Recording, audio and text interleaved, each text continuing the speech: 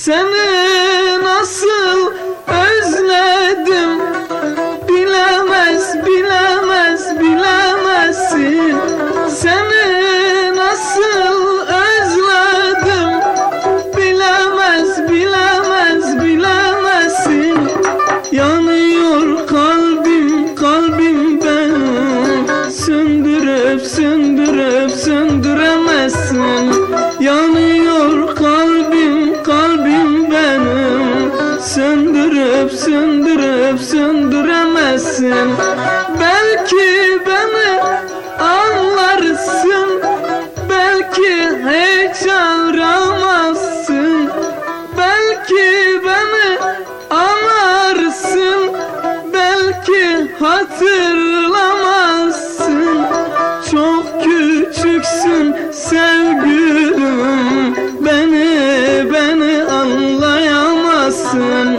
Çok toysun sen sevgilim, beni anlayamazsın.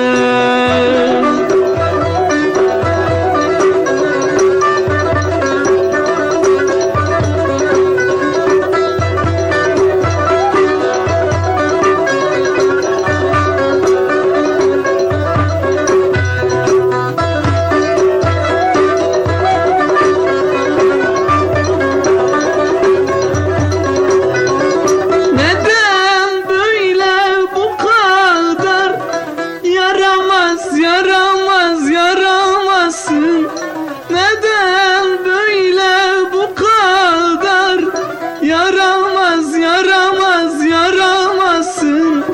2 satır mektup yazıp beni aramazsın. 2 satır mektup ile beni aramazsın.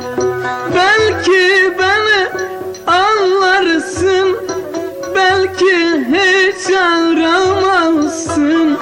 Belki beni anlarsın, belki de hiç anlamazsın.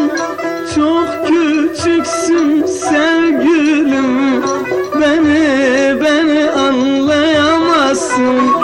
Urfalısın sevgilim, beni hiç bilemezsin.